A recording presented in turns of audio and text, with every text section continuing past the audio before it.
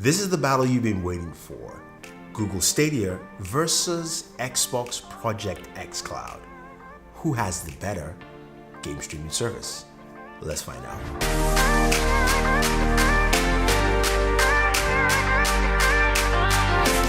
So Google Stadia is finally here. It's official, you can get it. I have one, you can go and buy it now. But I've also been using Project Xcloud for quite a bit of time. Now, both of them are streaming services that give you the ability to stream your games to your mobile device, or in case of Stadia, you can stream to your TV through a Chromecast. You can stream on Chrome browser, either on your desktop or your laptop or Chromebook Go, and also your smartphone, which is currently limited to a Pixel device, so Pixel 4, Pixel 3, Pixel 4 XL, and so on and so forth. So what do we have with the Google Stadia? Now, when you get the Founders Edition, which retails for $129, you get a controller, you get a Chromecast Ultra, a specific one that works specifically for Stadia here. You get a charger, some cables, and boom, that's all you have. Now, the controller itself is a mixed hybrid between a PlayStation controller and an Xbox controller. It's got a Stadia button, which is kind of like your home button that shows you all your different stats.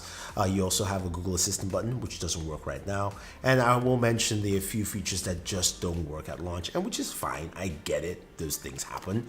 But the controller feels comfortable. I think you'll get used to it. I just don't personally like the thumbsticks in that PlayStation setting. It's just not my style. So take it as you will, but I think the controllers are solid. Now, the controller connects to, of course, either your smartphone, your laptop, or your Chromecast. And to set up the controller, you have to use the app on your smartphone. Everything with Stadia centers around the mobile experience. I'll again say it again. It centers around the mobile experience. If you're playing Stadia on your TV or you're playing on the Chrome browser and you want to buy a game, you have to buy it off the mobile app. That's where everything houses there. Now, speaking of games, Stadia comes with 22 games. You get 2 games free, and the 2 games I got were Destiny, Destiny's 2 kind of like special edition, and Samurai Showdown. Now, both games, I was able to play both of them on my Chrome browser immediately, and I still noticed some glitchnesses and some slowdowns. It does look good. I'll say the games look at about 1080p resolution max, and especially playing on the TV where Google promised 4K 60. I have not got 4K 60 yet. Tomb Raider looks the best, but it also looked like a high 1080p game.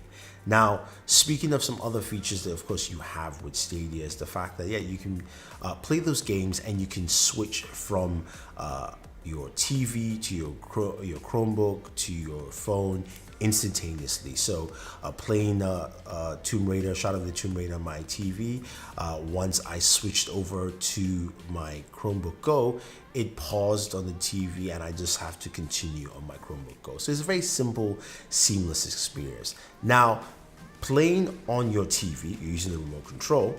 The funny thing about it is that that's the only time you have a wireless setup to play, of course, Google Stadia. If you're playing on a smartphone or you're playing on your PC, it is a tethered experience when you're playing on your smartphone or if you're playing on a Chrome browser. Now, a couple of things to mention here before we take a look at what Project Xcloud does differently here, right? So what about latency? How do games run? How does it feel on Stadia? I will tell you my experience has been a little bit mixed. My internet speeds are 75 up and 75 down, which should be fine according to Google specs. And I would say when playing games like Mortal Kombat 11, there are certain points where I had just random slowdowns that happen, especially while playing a fighting game, can be annoying. Same thing also playing with Destiny. It was really twitchy with the controls. It was better with mouse and keyboard than with the controller, even though I was tethered in.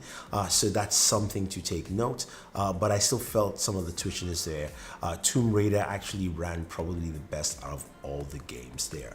Now, when you look at Project Xcloud, we've seen that. I have a video about that. You can go check it out. But what Project Xcloud brings to the table is the ability to stream games from Microsoft Server directly to your smartphone. Xcloud is only limited to mobile devices and on the Android ecosystem for now. Microsoft has said that it would expand to, of course, the iPad and more devices as they move along. But with Project Xcloud, it comes with 50 games. The process is pretty simple. You sign in with your Xbox account and you've got access to a ton of games. And Microsoft said they will be adding more games as months go ahead. So that's already a clear difference between Stadia, which has 2 free games, and you have to pay for games. And most of those games are much older than what you see already from Project Xcloud off the bat. The extra benefit with Project Xcloud is you can stream directly from your Xbox console. So if you're like me, you have an Xbox at home, you can go ahead and switch to Xbox streaming and stream directly from your Xbox at home all the games you have on your Xbox. Now, if you also have Xbox Game Pass, then you have a huge library to stream from as well. So you have the ability to stream games that are from Game Pass to your phone and play anywhere. Now, Xbox streaming on Project Xcloud is actually really good. I got to play Call of Duty Modern Warfare, which is a new game which you can't play on Google Stadia. On my smartphone, my Galaxy S10 Plus, streaming, I played multiplayer. I died a lot, but it worked well, and I didn't notice any negligible slowdowns whatsoever. Now, just to let you know, Project Xcloud is set at 720p on the mobile experience. That's what Microsoft has said, but it looks pretty good. I also got to play some Far Cry 5 as well, and that handled quite well. And finally played some Mortal Kombat 11, and I didn't experience slowdowns there. Now, playing, of course, Project Cloud games from the Microsoft server, I played a ton of games in my previous video, Forza Horizon, Gears 5, Halo 5. Now, I will say Gears 5 was the only game that had the most amount of latency issues, especially with audio syncing. Now, there's one key difference with both devices here. When we take a look at streaming Tomb Raider, Shadow of the Tomb Raider on both Stadia and Project Xcloud. On Stadia, it runs really well. You're streaming on Wi-Fi. You can see the resolution is about 720p-ish or so on the Pixel 4, and everything ran pretty well. Now, on Project Xcloud, also running at 720p. This is streaming from the Xcloud servers, ran pretty well as well on Wi-Fi. And also when I switch to LTE, the one thing I noticed is that it will kind of take you out and take you back in. They haven't fixed that yet because it's a beta, but you can play the game on LTE and the experience is really similar, depending on your LTE connection. So that, of course, will come into play. But this is also something that Xcloud has over Google Stadia. Google Stadia does not allow LTE gameplay, only Wi-Fi. So if you're on Wi-Fi and if you're Wi-Fi and want to go off Wi-Fi and play, you cannot do that currently in Google Stadia. I'm sure that will come in. Now, you're probably wondering, okay, so what are the key differences? Stadia looks good. The games played fairly well. Some games had laggy issues, some games did not. So what's the difference here? Well, the very first thing is Stadia is a paid service. As I mentioned, it's $129 for the Founders Edition, and it's $9.99 a month for 4K 60 streaming. Now, you're going to get that first 3 months for free, but sometime in January, February, you'll be paying $9.99 a month. The thing here I'm not seeing is that I haven't seen 4K 60 at any point in time that I've been playing with Stadia, and hopefully that will come, but it is not there and available. And Stadia has the ability to play on multiple devices like your MacBook, your PC, as long as you have a Chrome browser, your TV, and your Pixel device, while Project Xcloud is limited to just Android phones and tablets right there. But Project Xcloud has more games and its cost is much minimal.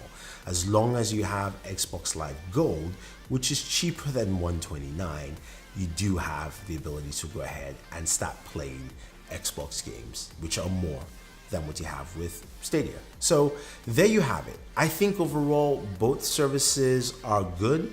I do like Project Xcloud more because it's a beta and it's free, and Stadia is also a beta. Let's just be honest. This is not a full-fledged service. I know it will get better, but right now Google is lagging behind than a beta service with its full-fledged service. So hopefully that changes. But what are your thoughts, guys? Who has Stadia? Who also has Project xCloud? What are your experiences? Let me know. If it's something different, if you think I'm wrong, if you think you've experienced something entirely, out of this world, leave your thoughts down below. Don't forget to like and share, subscribe to the channel, and always enjoy your entertainment.